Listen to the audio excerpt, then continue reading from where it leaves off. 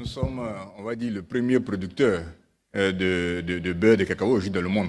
Les gens ne réalisent pas ça. Alors, la Côte d'Ivoire a connu dans les années 80 une grave crise. Et l'un des éléments de manifestation de cette crise-là, ça a été l'effondrement des coûts du cacao. Mais comme les Ivoiriens se souviennent qu'en 2017, là, les coûts du cacao ont baissé de près de 40% en une année. Et le pays a continué sa marche comme si de rien n'était. Mais ça n'arrive pas par hasard. C'est parce que des gens travaillent dur pour ça. Regardez le domaine du bâtiment et des travaux publics. Aucune économie moderne ne se développe s'il n'a pas des infrastructures de transport importantes, s'il n'a pas des capacités de production d'électricité importantes. Mais moi, j'ai été étudiant à Yamoussoukro. Quand le touriste s'arrêtait à Saint-Grobo, la route qui serpentait jusqu'à Yamoussoukro, le nombre d'accidents. Mais aujourd'hui, on va à Boaké comme si de rien n'était. On n'imagine pas ce que ça représente en termes de développement. Hein? Et je sais que je dois parler de la dette et que le temps presse. Peut-être pour finir, je donnais souvent moi cet exemple-là. Une fois, le ministre Malou Touré m'avait demandé de l'accompagner à Agamé. Il disait, vous savez, quand j'étais enfant, j'ai grandi à San Pedro. Pour aller au village à Touba, on devait prendre les 504 là. Donc 504 de San Pedro à Soubré, puis on descend, on prend une autre 504 Soubré, Issia, ainsi de suite, Man, et vous arrivez au village la nuit.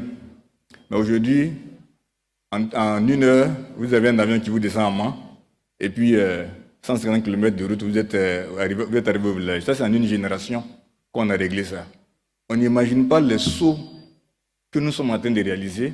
Et quand on a eu la chance de tourner un peu en Afrique, mais mon Dieu, la Côte d'Ivoire, c'est impressionnant. Impressionnant.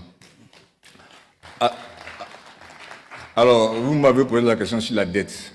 Bon, ce qui est un peu malheureux, c'est que c'est une question technique. Et on va faire un sujet politique. Nianfo. Voilà. C'est une question technique et on va faire un sujet politique. On m'a souvent demandé moi-même à l'Assemblée ou ailleurs, le niveau de la dette de la Côte d'Ivoire, c'est combien? Mais la question était à dessein.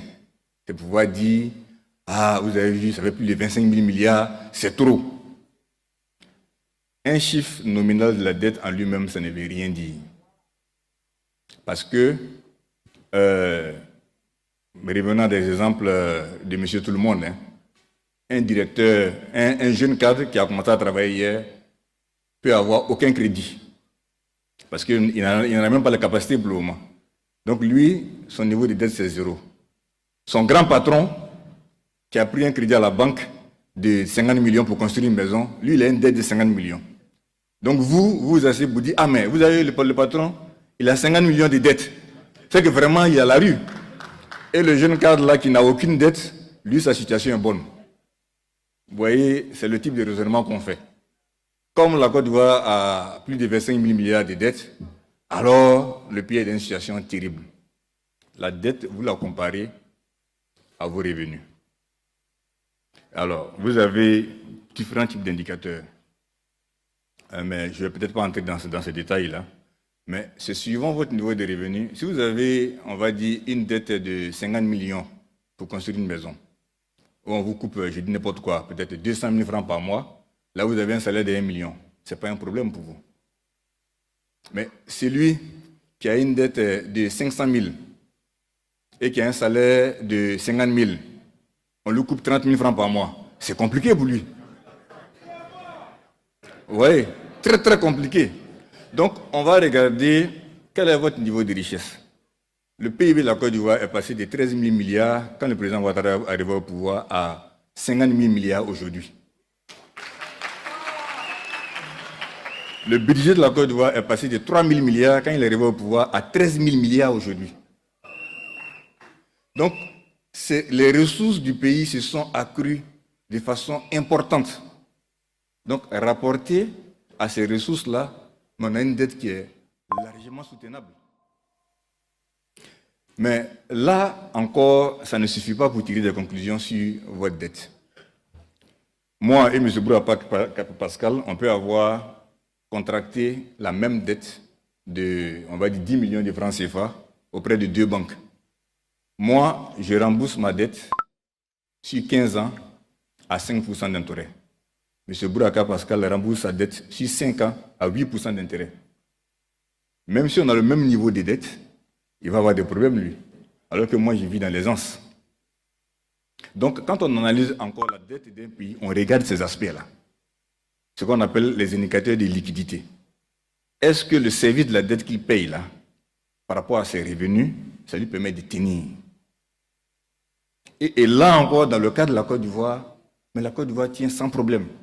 Parce que quand on regarde son service de la dette rapporté à ses recettes fiscales, quand on regarde son service de la dette rapporté à ses recettes d'exportation, pourquoi c'est important les recettes d'exportation?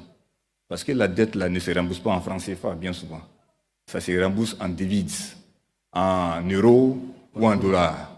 Donc, est-ce que et ces devises-là, vous les acquérez à travers, entre autres, vos recettes d'exportation. Donc, quand on va regarder vos services de la dette par rapport à vos recettes d'exportation, est-ce que vous pouvez continuer à payer? Donc, tout ça, ça va faire l'objet d'analyse avant de tirer des conclusions. Mais il y a encore une erreur encore plus importante. Quand les gens parlent, ils parlent du niveau nominal de la dette. Mais ceux qui analysent la dette, ce n'est pas ça leur instrument d'analyse. Et ils analysent en parlant de ce qu'on appelle la valeur actuelle de la dette. C'est ça, le premier indicateur de stock. Ce n'est même pas le niveau nominal. Mais c'est quoi la valeur actuelle? Parce que quand vous allez vous endetter, il y a un taux d'intérêt que vous payez dessus. Donc, si vous avez, on va dire, contracté 50 millions auprès de la banque, à la fin des périodes, vous allez rembourser peut-être 60 millions. Donc, c'est ça qui est le vrai chiffre de votre situation de dette. Ce n'est pas vos 50 millions. Là.